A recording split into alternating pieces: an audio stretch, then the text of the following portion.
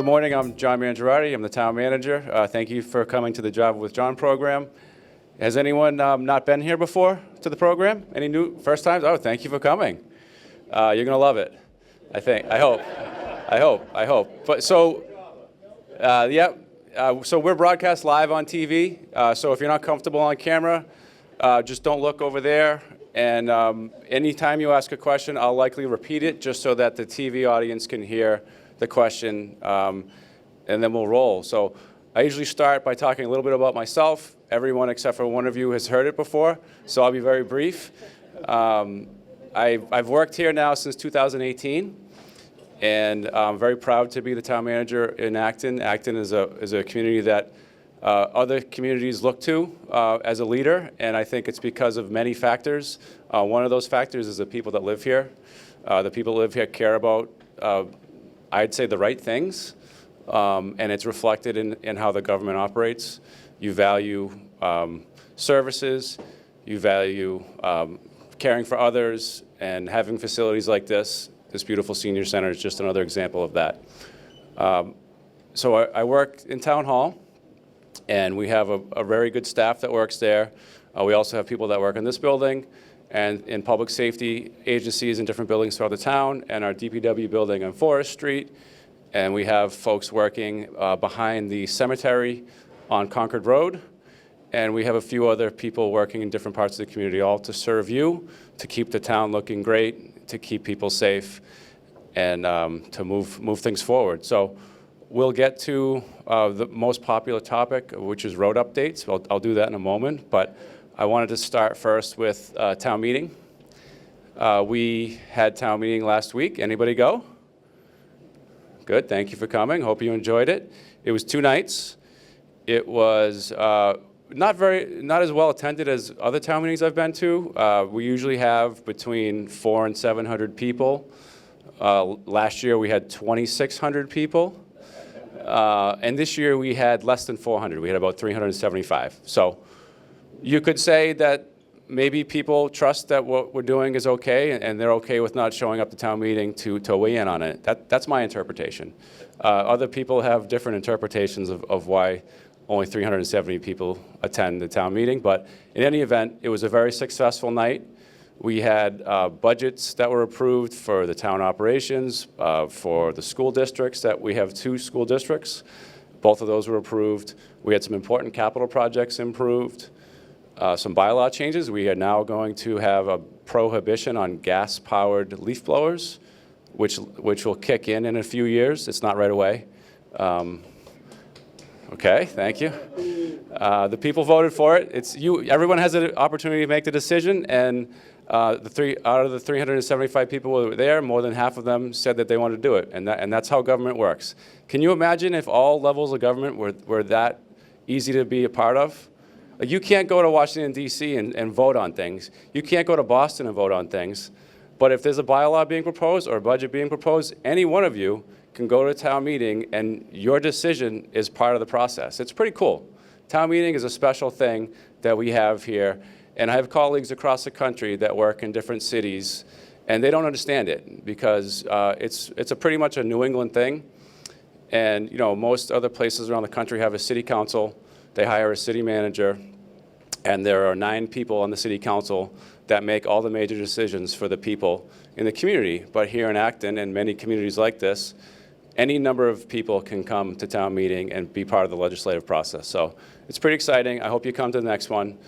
Other things that happened that night, we passed a new zoning bylaw which changed the way that we look at cluster development. I think in the past, and this is a simplistic way to describe it, and I think there's much better informed people that can explain it to you better, but my way to describe it is that it's now allowing cluster development by right instead of needing a special permit, which is meant to encourage people to, instead of having a big piece of land and cutting it into huge 1.5 acre lots and putting huge houses on it, this is encouraging people to take that huge piece of land and put some more moderately sized houses in the corner and then leave the rest as open space.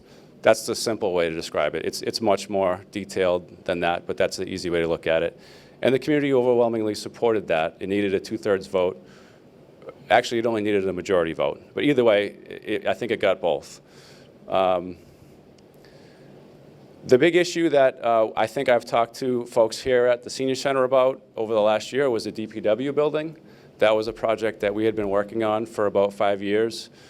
We had done a design, feasibility of a design, and said, all right, about 5 years ago, we said, we need to replace the DPW building. It's not meeting our needs. It's too small. It needs tons and tons of investment to bring it up to code, and even if we did that, it would still be too small, so it doesn't really, it's not a good investment. The select board wanted us to move forward with designing a new building. We went to the town meeting in 2023, which maybe some of you were at, and the town meeting voters at that meeting supported a project proposal, which was a $1 million design to build a building, which was about 50,000 square feet, which would cost around $30 to $35 million. So then we spent the next year and a half designing that building. We brought that design forward. It didn't get support from the Finance Committee, which I think was an issue for many people in the community. Maybe you can speak to that. And I think it was different for me because we watched the Finance Committee go to town meeting in 2023 and support the project. And then a year later, they didn't.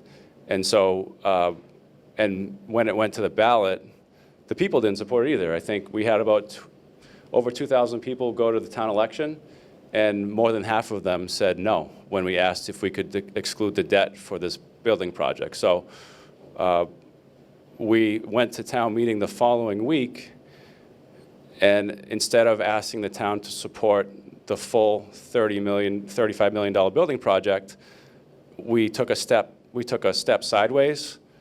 And because we knew the ballot didn't pass, we knew we didn't have a project that could move forward. So we asked town meeting voters, okay, you all acknowledged 2 years ago that we need a new building and supported us moving forward.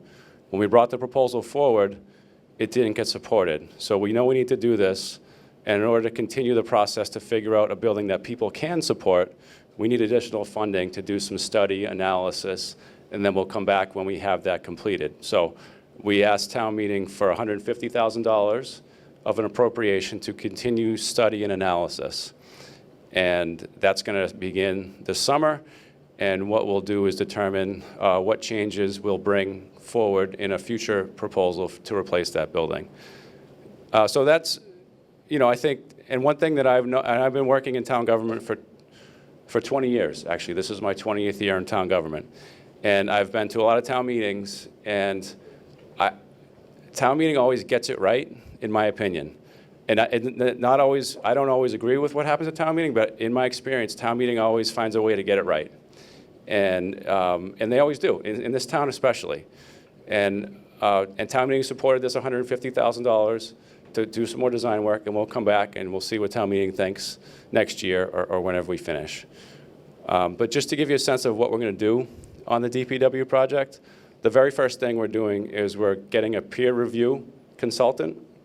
We've had a consultant, Weston & Sampson, who's a very reputable engineering firm, and they build public works buildings all over the state, maybe New England.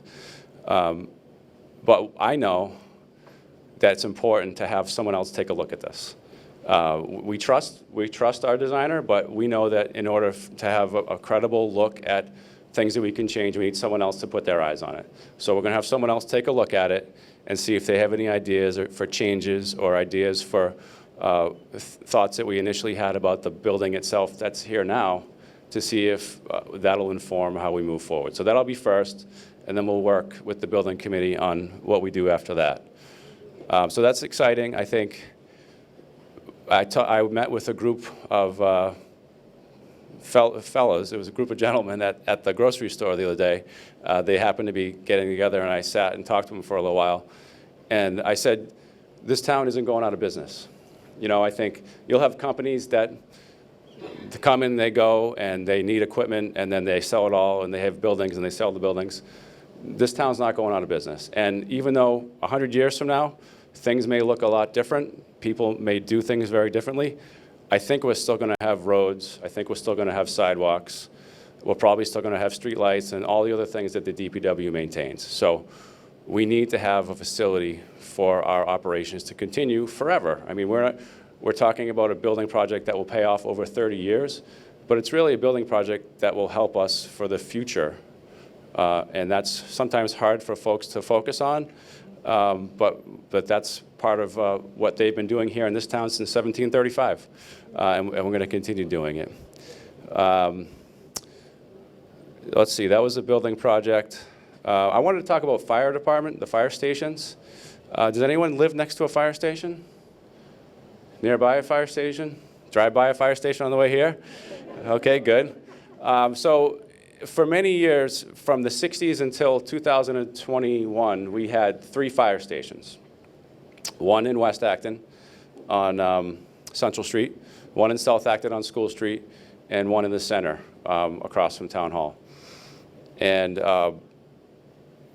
the town really grew significantly in the 90s and the 2000s in North Acton, and we didn't have a station up there. And so a lot of our calls are starting to concentrate, and a lot of our businesses are up that way too, right, on Great Road. So a lot of our calls are starting to concentrate in North Acton, and we're having to respond from those other 3 stations.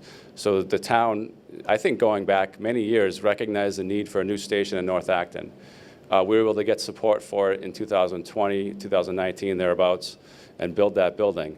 Now we have a modern, appropriately sized fire station that can fit the equipment that we're used today, and it's in North Acton, and it's working out really well. The other 3 stations, we've taken a look at that, and we've decided that having our existing staff, which is usually 10 people, working in 4 stations, spreads them too thin. It spreads them too thin. It requires them to have not as many people on a fire engine as we'd like. We'd like to have 3 people on it. And if there's 2 people in each stations, it's impossible to have any vehicle with 3 people on it. And so in January, we announced a pilot program where we were going to take our existing staffing, our existing fire engine and ambulances, and reallocate them in a way to see if it works differently. And since February 10th, we've been running out of only 2 stations. We've been running out of the new North Acton station and then the South Acton station on School Street. And has anybody noticed any difference in fire services or EMS services? I haven't. I think it's gone really well. I think there was a few fires that happened this spring that having more people at the scene faster really helped. There was one on Arlington Street that I'm thinking of in particular. There was a pretty big brush fire on Easter a few weeks ago where having 5 people in North Acton able to get there quicker made a difference. But in any event, the stations were not really built to have, the South Acton station wasn't built to have 5 people in it. So we're moving to a second phase of the pilot, and we're going to start reusing West Acton station again. So we're going to keep people in North, and we're going to have some people in West and some people in South, and we're going to keep the center station unstaffed. And we're going to try that out for 3 months to see how that goes. I think it'll work well.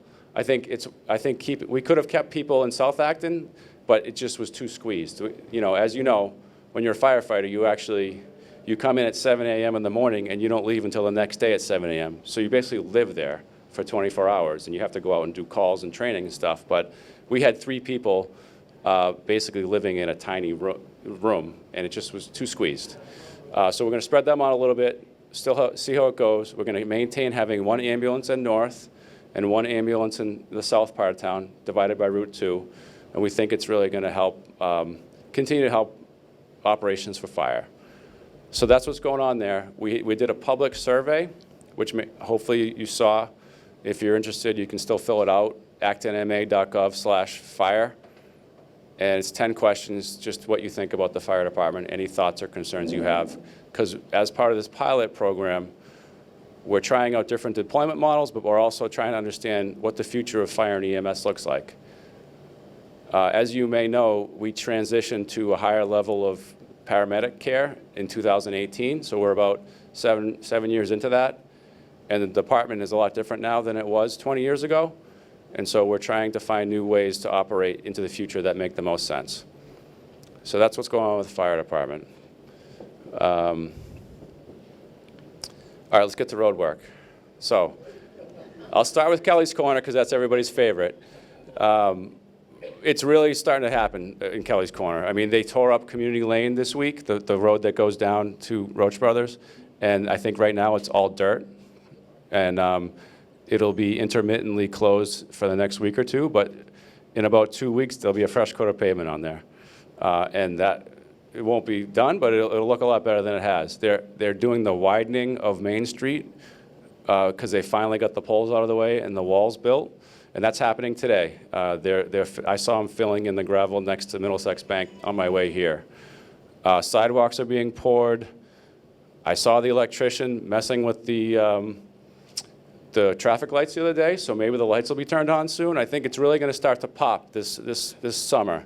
So I appreciate your patience. I know it's been a lot to live through. Some of you live right through there. And I appreciate your patience, but it's really going to start to come together. It's supposed to be completed by the end of this calendar year, and then there'll be some additional work in the spring, which will be more cosmetic, the plantings and finishing touches. But it should be substantially completed by the end of this calendar year.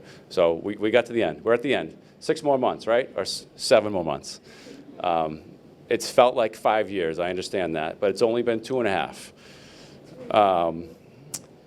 So that's Kelly's Corner. I have a big project to tell you about that's happening starting next month, and it probably affects many of you. Well, it'll affect many of you that come here, which is all of you, but also other people that go up and down Route 62. So you've seen the huge new apartment building that we're building, or that the contractor's building across the river, but that's in Acton. That's right on the Acton line. And as part of the project, the developer is required to build a sewer line from where it ends right now over by the Ford dealership and extend it all the way to that project, which is basically to the Wendy's restaurant, and that's where they'll connect.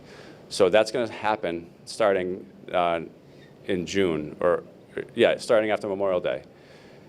Unfortunately, the sewer line is going to be installed right in the middle of the road, like not to the side, not on the shoulder, right down the middle of the road. And it wasn't, I don't know why, I'm sure there's a reason why, but that's what they're doing. So it's going to be a significant impact on traffic for several months starting next month.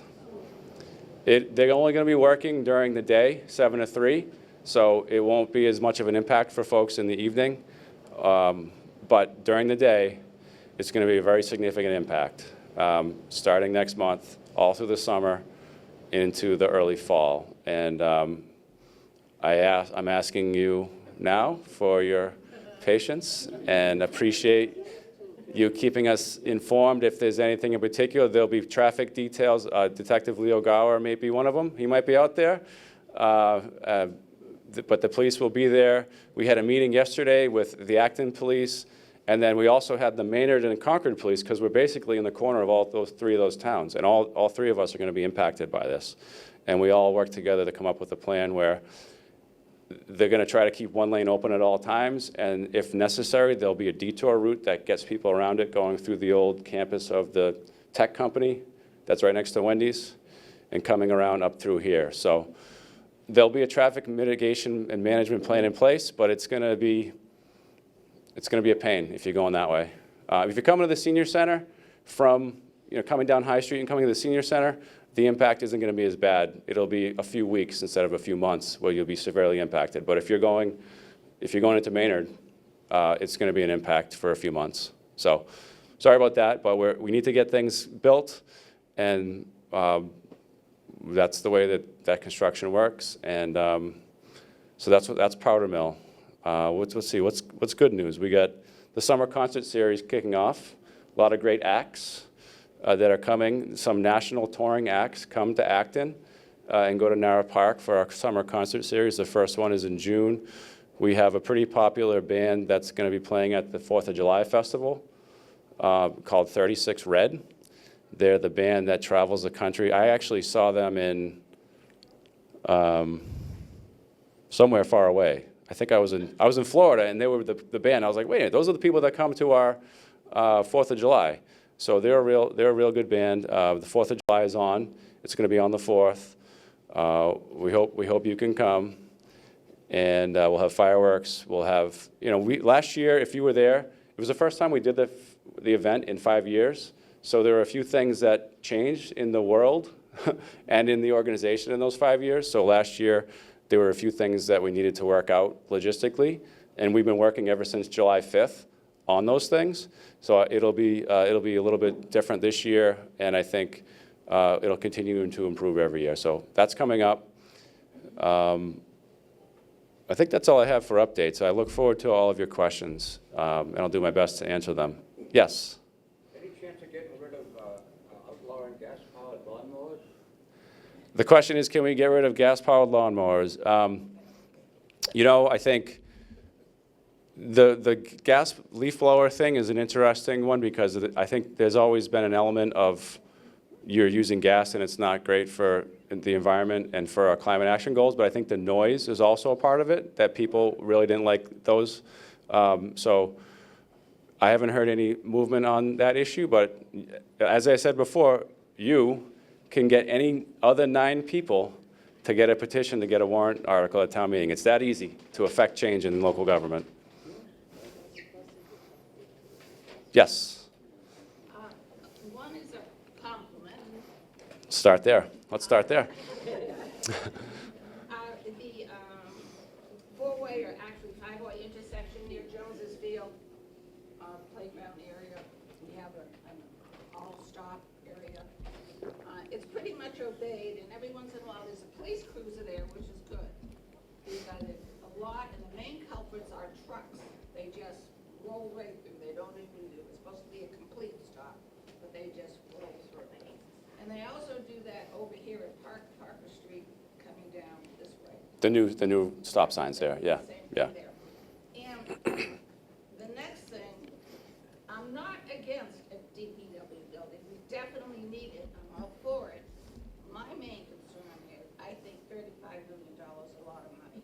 I think the cost is what people are concerned about, in my opinion. Oh, I heard that loud and clear from everyone we talked to. We need it, but it can't be that expensive. The interesting thing about public construction is that if we built it 10 years ago, it probably would have been 19 million. And so if we wait 10 years to build it, it'll probably be 50 million. That's just the reality of public construction. But we asked the voters said no, we need to come back with a different plan. We're working on it. Thank you for the feedback. Yes? The streetlights on Musket, the streetlights on Hayward Road? I'm not aware of that as being a proposal. Oh, the actual lights that light the roadway. Oh, this is the first I've heard of that. I can look into that, though. It's just Musket, or is it the whole neighborhood? All right, I can get back to you on that. Someone else that hasn't asked a question yet. Over here, I saw a hand. Yes? I have a question and comment about the DPW. I'm equally concerned about the $35 million, and I understand what you're saying about future construction. I'm going to offer a suggestion. Why don't you look to buy rather than build? One idea. Repurpose one of the fire stations to house DPW equipment. Nice big building, high ceilings and all that. I've driven by Methods about a dozen times during the day. There can't be more than 5 cars that time. That was originally built as a hardware store. And it's big, and they got canopies outside. Buy it. Look to other buildings to repurpose buildings. I think that's what Boxborough did, if I'm not mistaken, with their DPW. Thank you. So the suggestion is that we look to buy a building instead of replacing the building that we own. That's a great suggestion. I think we're in a building right now that we're leasing. We don't own this building. And so that's always an option. I think for me, the community is working very hard to have economic development and to promote business growth. And part of the reason for that is that the more business activity that we have and the more commercial tax base we have, it actually reduces the burden on the residential taxpayers. So you mentioned Methods Machine, which is at the old Grossman hardware store, I believe. That's an international headquarters of a huge manufacturer of these very precise laser machine things that people come from all over the world. I think it's actually a Japanese company, And so that represents manufacturing, quiet, high-end manufacturing, which adds to our tax base. So if we were to do that, it would take that off the tax rolls, and it would further squeeze the residential tax base. We have a huge piece of property on Forest Road that is currently used as a DPW building. We could, as you suggested, spread out our workforce throughout the town and take over an old fire station like the one on School Street, or several other things. And I think that certainly is an option. I don't think it's something that we can look at. It would be almost like what I just said with the fire department, is having our workforce spread out leads to inefficiencies that we would then have to deal with. But all options are on the table, and leasing a space. There are some other buildings in North Acton that have huge kind of open bay areas near the lumber yards that are available. I'd rather see a business go in there, but we certainly will continue to look at that. Thank you for the suggestions. Yes, over here. There's a lot of accidents on the end of Route 2, Piper Road. Which one are they? Route 2 at Piper Road, that intersection with a million different ways to go, yes, it's a confusing intersection. And the state is a state road, and they've prioritized trying to redesign that. And I think I saw an email last night that they're looking to do a public hearing on it this summer to get feedback from the public before they move forward with design. So it's a known issue. It's one of the higher accident areas in town, and we're working with the state to address that. Thank you. Yes. Any updates on the old McDonald's and the Stop and Shop plaza? The old McDonald's is still vacant. The two retail outlets that are part of the new Stop and Shop are still vacant. I said before that I strongly believe that once, 6 months from now, once this place is looking a little bit differently and not as much of an active construction zone, I think a restaurateur will be more likely to want to get involved in moving in there, and I do think that will happen. I think, just wait, a year from now, hopefully we'll have a different update. Okay. I assume you're going to be starting to fix the potholes all over town, the potholes? They just repaved 27, which has been a trench for a year. It's been very annoying. I drive that way every day, and the trench has been not great, and they just finished that last night. So that's completely done over. Sudbury Road, I was talking to the Highway Division last afternoon, and they said they were planning to do the milling and paving of Sudbury Road in June. So that's next month. Yes? What's the construction of the cemetery on Concord Road? Thank you. That's a great question. So, By the church? yeah, so we have, in Acton, we have a chapel at the Woodlawn Cemetery, which was donated from families that lived here a long time ago, and they gifted it to the town to be built. And it's a beautiful little chapel with nice old wooden pews and a cool old organ. And it's not accessible.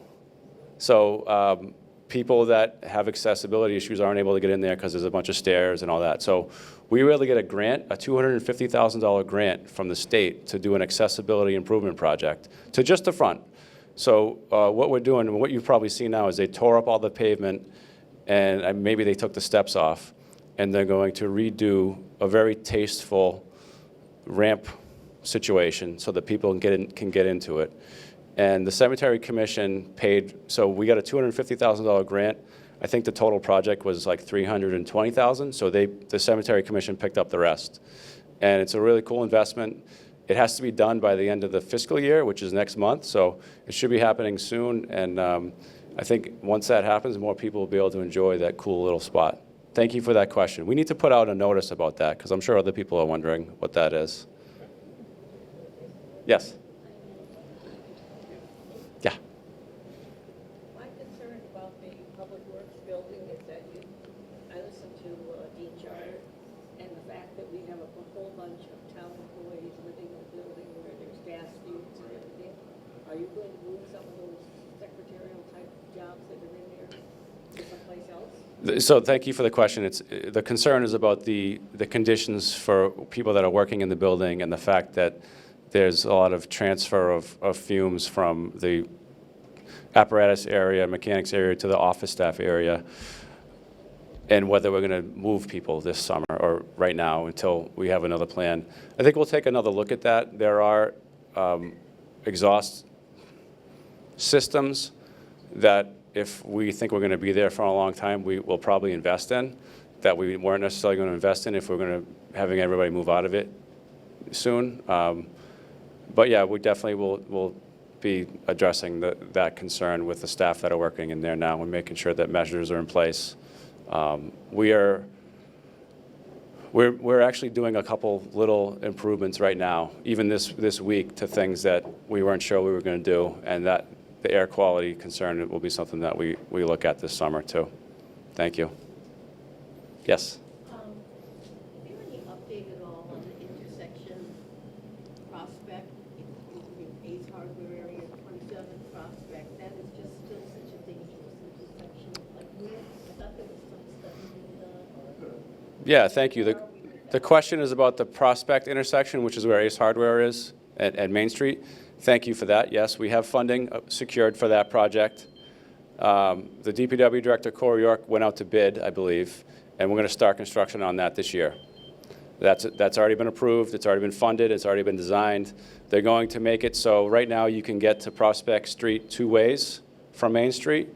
You're only going to be able to get to Prospect Street 1 way from Main Street. And I can't remember the exact design, but it's a lot safer. So thank you for that question. Yes? Can you talk at all about ICE's arrival in Acton? Is the Acton police involved at all? Sure. This is the issue. The question is about federal immigration enforcement activities in Acton.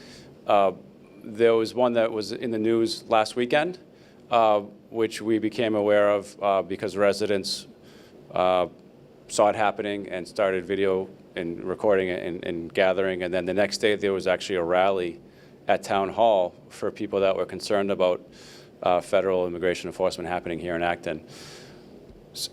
It's a difficult issue for us because we're the local government and we have a set charge for what we do. Our police department is here to protect the public and keep peace. And I think the police department was there that day to make sure that people that were there on the side of the road talking, and that everyone was safe.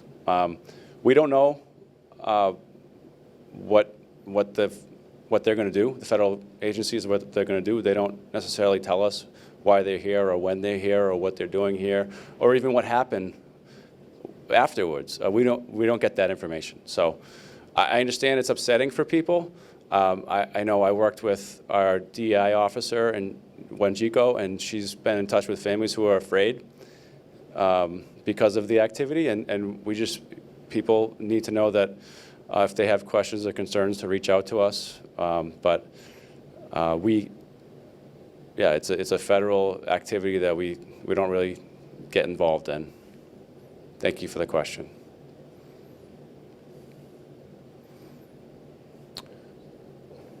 Yes? Well, I did hear Mary Maxwell said something's happening at the old Stop and Shop. Yeah, I anticipated that question, and I asked the building commissioner for any inside scoop. Let me see if he got back to me. Yeah, so no, we haven't heard anything yet. I think someone said there might be a grocery store going in there. I don't know where that came from because they didn't tell anyone in town hall that, if that's the case. So that sounds cool, but I don't know. I can get back to you at the next job with John on that one. The question was about the Powder Mill Plaza, the old Stop and Shop, what's happening there. We don't know necessarily yet. It's owned by Stop and Shop, hasn't told us if they're doing anything differently with that, or the owners of the plaza haven't told us yet. But hopefully it'll be something, a productive use to get that plaza, because a grocery store usually anchors a plaza like that, right? People go there for the grocery store, then they access the other businesses while they're there. So getting something like that would be great. Yes? What is the vacancy rate in Acton right now? Commercial vacancy rate, I don't have that in my head, but we did, and we are publishing on June 2nd an economic development strategic plan, and that will have data, all kinds of data analysis, including that question. It will be answered by that. So I encourage you to check that out next week.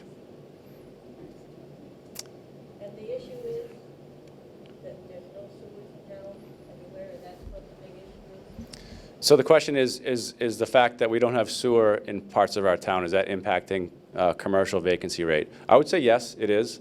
I think when you're trying to find a place to locate your business, you start with the foundation. Do they have enough electricity for my use? If I'm a high-tech, big supercomputer company, I need a lot of power, right? Do they have water? If I'm a restaurant, I need a lot of water, right? And do they have wastewater? Because everyone needs wastewater. And so if they go through that three-step checkbox and one of those is a no, they keep moving and find somewhere else. So yes, I think some of the infrastructure constraints that we have here in Acton is impacting some of the vacancy rate.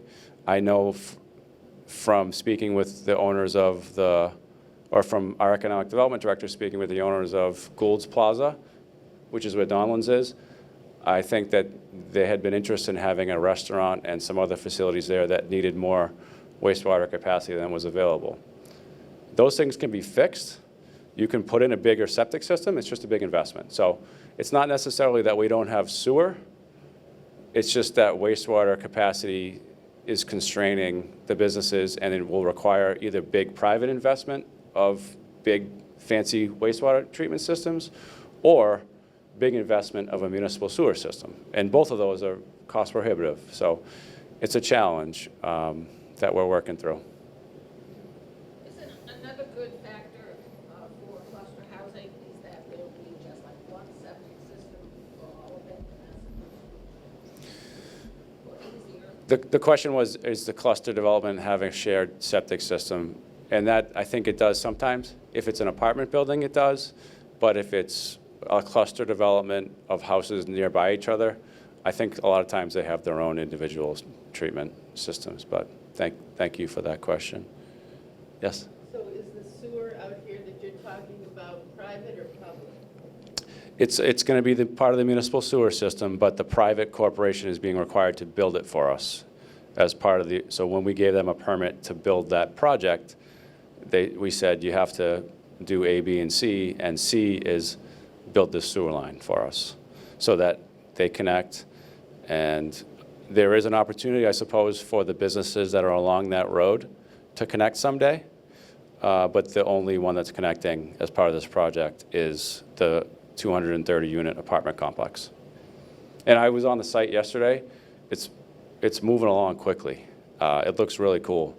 It's a 5-story parking garage, and each floor goes right up to it so that it's basically drive up and walk in level to all levels of the building. And it'll be nice. It'll be a nice opportunity for people that either want to move here or people that want to move to a smaller space and stay here. So exciting new development that we've been working on for a long time. I think when I first got here, that project was being discussed, and that was 7 years ago. So it's nice to see it being built. Question from the camera crew. Well, it's not really a question. Hi everyone, Mark Ducey, ActonTV. I just wanted to make a mention about town meeting. If you did not get to attend, ActonTV was there, broadcasting, cablecasting, streaming it live. It's also been recorded. So you can either go to our website, actontv.org, or our YouTube channel to watch both days. And I'll just make mention that every vote really does matter. There was one article, and I won't mention which one, so that way you have to go and watch it and give us one of your views, that only passed by 2 votes. So it really does matter. Everybody's voice really does matter, and it's just an exciting way to see how local government works. It actually failed by 2 votes. It could have passed with 2 more votes, which is what I remember very specifically. Well, let's hear it from Mark, the executive director of ActonTV. Mark does a lot over at the studio and out and about helping the government meetings come to your living room. So thank you for what you do and keep up the good work. Yes? A couple of questions about the sewer treatment. One, is it anywhere near capacity after this new apartment complex comes on board? Yes, it is. And secondly, the construction of backup powder mill plaza, is that the mitigation for the chemicals in the water? Yes. So to answer your first question, our sewer system has a permitting capacity and we're nearing the end of that. And this project doesn't put us to the end, but it gets us close. We're actually building, and town meeting approved, thank you for those of you there, thank you. We got approval to build a tank, a big tank that we'll put next to the plant, and we'll use it for effluent that is coming in, and we'll store it there, and then we'll be able to let it go into the plant to be treated kind of gradually instead of having it all just fly into the system. So we've created some capacity enhancements, but we're getting close to the end of the line. The water district, the Acton Water District, is a separate town government entity. They have their own town meeting, which is another interesting thing about Acton, is that we have two governments operating together. They are building a perchlorate, no, not perchlorate, that's a different chemical that we've dealt with in the past, PFAS treatment facility behind Stop and Shop, or the old Stop and Shop. And so that's a plant that they've been working on for a while. The town gave them some funding to help build that, and then the water enterprise is paying for the rest, and that's an exciting development. But that's the water district. Yes. Yes. There have been water restrictions placed in Acton in the summer for quite a number of years. You mentioned the water district. Are there any ongoing discussions between the town of Acton and the Acton Water District to address the supply or the demand? It seems, my kids play baseball, and it seems like it rains every weekend. So I don't think we don't have, hopefully there won't be a need for water restrictions. The select board communicates regularly with the water district. We actually have a committee called the Water Resources Advisory Committee, and they meet regularly in talking about issues related to water supply, stormwater, and other things related to that. One of the board members the other day mentioned that even though our community has grown in the last 10 years, the actual water that we consume has decreased. And so I think 10 years ago, 15 years ago, I think there was a lot of concern about demand and whether we're going to have enough to meet it. But I think the hard work of residents and of the Acton Water District to implement water restrictions and water conservation measures, like the faucets that you have now that don't spit out as much water, and the low flush toilets that you have, all the things that you've all done over the last 10 years have reduced the amount of water that everyone's consuming. So I think there certainly is an end to the capacity of water that we have, but I don't think we're as much concerned about getting to that end as we may have once been. I hope that answers your question. If not, I can say something else. Does that answer it? Yes. Okay. What else? Thank you. Okay, that's a wrap. All right, thank you. Nice to see you all. I don't think I'm coming back next month, but it'll be in the booklet when I'm back, and I look forward to it, and I hope to see you in the meantime. Have a good weekend, everybody.